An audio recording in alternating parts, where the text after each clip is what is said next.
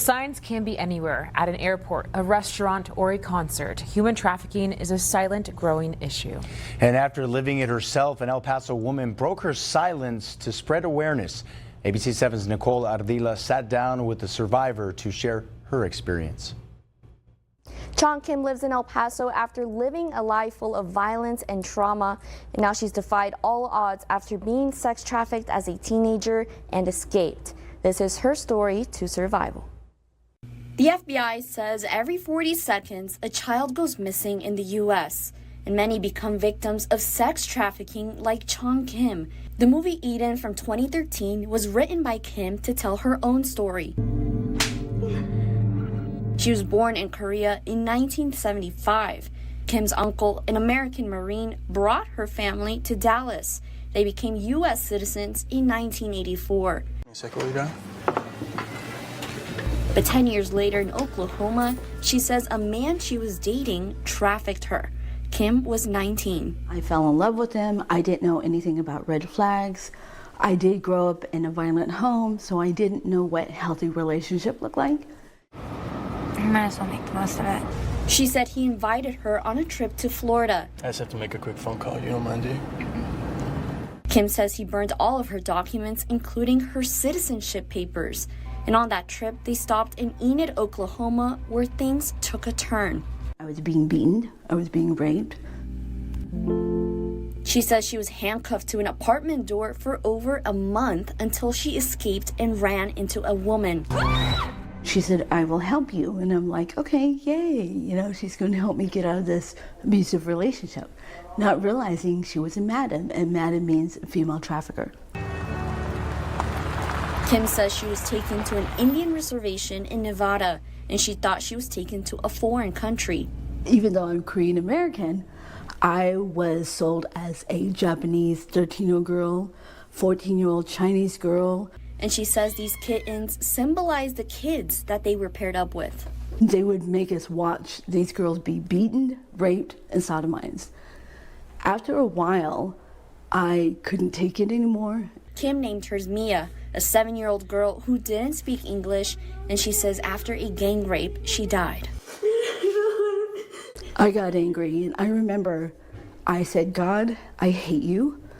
Where are you, these angels and all these amazing things that people write about you in the Bible? Where are they? Where are they to protect us? That anger led to hopelessness until she experienced this. I saw this blue butterfly, and it landed on my finger. And I remember I would hear the whispers saying, everything's going to be okay. Kim then moved up to become a madam, thinking she could outsmart her traffickers to escape. I felt like God was giving me a direction, and that meant I had to be like the traffickers. I was still broken, and I didn't know if I was able to escape. I didn't know where my life was going to be. And so I figured, well, if I'm going to die, I might as well do the best that I can to survive. She said men would call and ask for a companion or request a child, never discussing sex over the phone. We're talking about under the age of 12. And so when I became a madam, I started seeing a lot of Hollywood elites, men like Epstein, celebrities, elites, politicians. Kim would attend those parties to manage the escorts. And I also was force-fed with cocaine, meth, heroin. Something that also led to her addiction, but she now remains 24 years sober. I hated it, but all I could think about is my goal is I need to escape. Kim says she was raped and impregnated, something she says happened to most of the girls. She says her child would have been sold into trafficking. So in 1996, she decided to escape, which was a big challenge without legal documents. My traffickers, they were hanging out with the elites. They were friends with the U.S. Marshal, to the FBI, all of them. So when you start seeing who they're with, and you start seeing the level of corruption, it's like, who do I go to? Who do I tell? 22-year-old Kim gave birth to a girl in Texas and immediately gave her up to adoption. She ran away to New York looking for help to become documented again at Family Sanctuary. They help write a letter saying Chong is not undocumented. We're working on her papers right now. She is a U.S. citizen. So I had that piece of paper to carry around. And in New York, Kim dated a man named Carlos who encouraged her to speak out, and they had a son.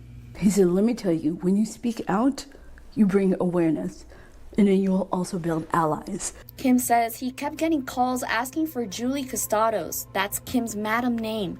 Carlos died in 1998 after being found shot. He said the best revenge to your oppressors is to become the success they can never imagine. But becoming a mother and protecting her son became her fuel to advocate for human trafficking awareness starting in 2005. That's when Hollywood started to share her story.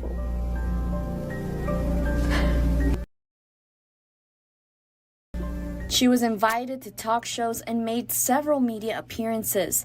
And now her campaign, Every 40 Seconds, is being spread by celebrities. That I appreciate the work that you're doing, especially knowing that every 40 seconds a child in America goes missing. 1 in every 4 falls into human trafficking. It takes courage to stand up and take action. Kim wants to remind you that grooming still exists, and in a more modern way, social media. Our devices have become our predators. According to the Department of Homeland Security, every 19 seconds a child is groomed online. And even though she lives in fear, it's kids like Mia that push her to keep talking. I can't allow my fear to stop me from being silent because that's what they want. From producing a new film every 40 seconds to hoping to launch the Law Clinic in El Paso, an organization to help victims and survivors, she'll never stop sharing her story in order to save others' lives. Nicole Ardila, ABC 7.